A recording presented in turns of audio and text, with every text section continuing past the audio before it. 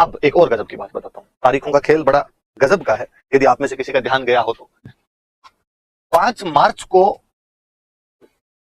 गांधी जी और इरविन के बीच में समझौता होता है।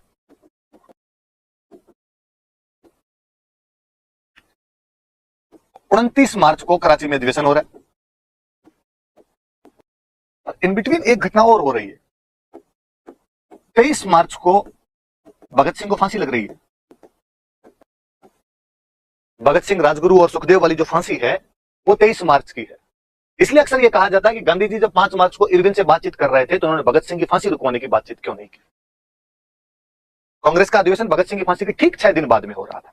एक तो गांधी जी पे बहुत बुरा सा ब्लेम है हालांकि कि गांधी जी ने भगत सिंह की फांसी क्यों नहीं रुकवाई। बाकायदा पहली बात तो गांधी जी बात करते हैं। गांधी जी इरविन को कहते हैं कि इन युवाओं के बारे में आपको पुनर्विचार करना चाहिए, इन युवाओं पर आपको दया दिखानी चाहिए। गलती कर दी इन्होंने, आगे से ध्यान रखेंगे। इस टाइप की जो भी बात होती है गांधी जी अपनी पूरी बात रखते हैं भगत सिंह के लिए। इरविन साफ साफ मना कर देते हैं। इरविन ने कहा कि इन्होंने हत्या की है, मर्डरर है, और हत्या के आरोपी को छोड़ा नहीं जा सकता। ये तो अक्सर ज्यादातर लोगों को ये लगता है कि भगत सिंह को जो फांसी है वो बम फेंकने की वजह से हुई थी, कि संसद में बम फेंक दिया था उन्होंने इसलिए उनको फांसी दी गई थी। ना, भगत सिंह को फांसी इसलिए दी गई थी कि सैंडर्स को मार के आए थे।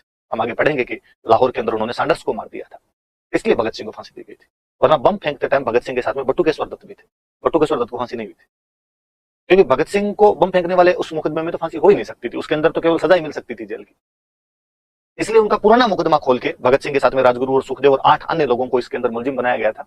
3 को फांसी दी गई थी, 8 को काले पानी की सजा दी गई थी। गांधी जी पूरा मैटर रखते हैं कि लड़कों के बारे में बात की जानी चाहिए, सब होनी चाहिए। इरविन ने कहा नहीं साहब, हत्या के आरोपी को नहीं छोड़ा जा सकता। इरविन अपनी जगह भी सही था, नहीं छोड़ा जा सकता। आज भी है कि भाई हत्या के आरोपी को तो इस प्रकार से नहीं छोड़ते इतना जल्दी। किसको, याकूब मेनन को किसको फांसी लगा रहे थे तो खूब जोर लगाया था, पर नहीं, सरकार ने कहा नहीं साहब इस प्रकार की फांसी नहीं रोकी जा सकती।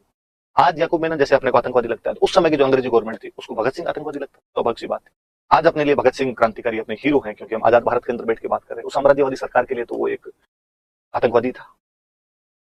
फिर दूसरी बात, मुझे कई बार ये लगता है कि गांधी जी कौन है माफ करवाने? क्या गांधी जी के पास में इतनी ताकत थी क्या कि गांधी जी सजा माफ करवा सकते थे? क्या हम गांधी जी को थोड़ा ज्यादा नहीं आंक रहे हैं? क्या गांधी जी गवर्नर जनरल थे? ना। क्या गांधी जी किसी प्रांत के गवर्नर थे? ना। क्या गांधी जी गवर्नर जनरल की कार्यकारी परिषद के सदस्य थे? ना। क्या गांधी जी ब्रिटेन की सरकार के कोई सदस्य थे? नहीं। क्या गांधी जी ब्रिटेन की सरकार के कोई नुमाइंदे थे? नहीं। गांधी जी कैसे माफ करवा सकते? कई बार लोग और भोली बात करते हैं, लोग कहते हैं कि भूख हड़ताल पे बैठ जाते थे ऐसे तो हर बात के लिए, यहां क्यों नहीं बैठे? मैं तो कहता हूं जिन जिन बातों के लिए भूख हड़ताल बैठे थे क्या वो अंग्रेजों ने मान ली थी? यदि गांधी जी के करवाने से कुछ होता तो भारत 1920 में आजाद हो गया होता।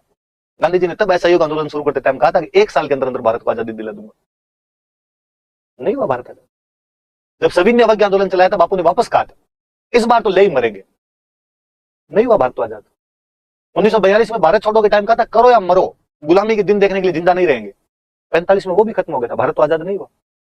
वो तो जिस दिन आजाद होना था उस दिन ही हुआ। सच्ची बात तो यह है कि सेकंड वर्ल्ड वॉर के बाद ब्रिटेन की स्थिति इतनी खराब हो गई थी कि उसको आजाद करना पड़ा। यदि सेकंड वर्ल्ड वॉर नहीं हो तो ब्रिटेन नहीं जाए छोड़ के, उसके बाद में भी नहीं जाए छोड़ के। तो ये बड़ी इतिहास से हट के बात है। अक्सर लोग जब इतिहास को ढंग से पढ़ते नहीं तब वो ऐसी बातें कर लेते हैं। और दूसरी बड़ी बात, क्या यदि भगत सिंह से पूछा जाता कि भगत सिंह तुम्हारी सजा को माफ करवाया जा रहा है, क्या वो इसके लिए तैयार होते? यकीनन नहीं। भगत सिंह खुद चाहते थे कि अब उनको फांसी लगे, ताकि देश के युवाओं में क्रांति की, स्वतंत्रता की जो ज्वाला है वो और जगे। भगत सिंह के परिवार वाले बहुत पैसे वाले थे, बहुत बहुत बड़े पैसे वाले थे, जमींदार थे वो। भगत सिंह के चाचा जब 1907-8 में गिरफ्तार हुए थे तब भगत सिंह के घर वालों ने को 50,000 की जमानत देकर उनको रिहा करवाया था। 1908 में 50,000 की क्या वैल्यू रही होगी अब निकाल के देख लेना आप। आज के कोई 5 करोड़ होते होंगे, 50 करोड़ होते होंगे मेरे समझ में। भगत सिंह के लिए भी उनके घर वालों ने कहा था कि हाँ हम तेरी जमानत करवा लेते हैं, बिक जाएगा एक आधा खेत, तेरी तो जमानत करवाएं। भगत सिंह मना कर देता, उसने कहा नहीं आप ये नहीं करोगे यदि मेरे घर वाले हो तो।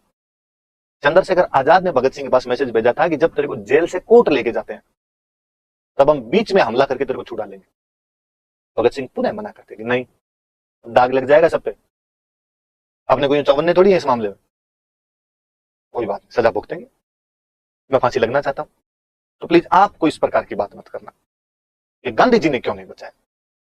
गांधी और भगत सिंह रेल की पटरियों के समान है, जिनको जाना एक जगह है और आपस में कभी मिलती नहीं है।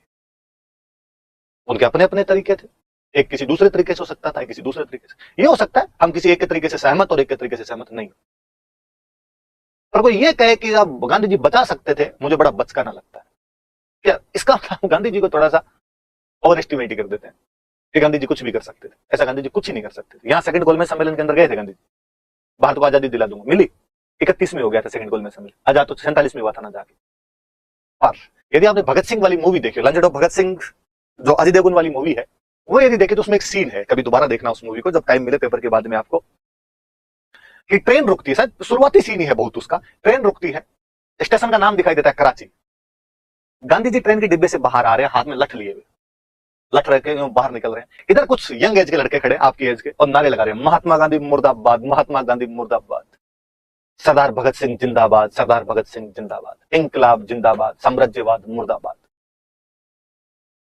वो गांधी जी का कराची अधिवेशन में जाने का दिन है। वो कराची अधिवेशन में भाग लेने के लिए कराची के अड्डे पर उतर रहे हैं, स्टेशन पर उतर रहे हैं। वो भगत सिंह द्वारा बनाई गई एक पार्टी के सदस्य हैं, जिस पार्टी का नाम है नौजवान भारत सभा। और उस नौजवान भारत सभा के सदस्यों को इस बात का गुस्सा है कि जब 6 दिन पहले भगत सिंह को फांसी लगी थी और 6 दिन बाद में कांग्रेस वाले यहाँ इकट्ठे होकर तमाशा करेंगे। उन नवयुवकों में भी कहीं ना कहीं गुस्सा था कि जब इरविन से आप समझौता करके आए, आपने आंदोलन बंद कर दिया और हमारे भगत सिंह उधर फांसी लगी। तो कोई आपसे पूछेगा कि कराची अधिवेशन के समय गांधी जी का विरोध करने वाले कौन थे, तो नौजवान भारत सभा के सदस्य थे, जो कि भगत सिंह की फांसी की वजह से गांधी जी से नाराज थे या कांग्रेस से नाराज थे।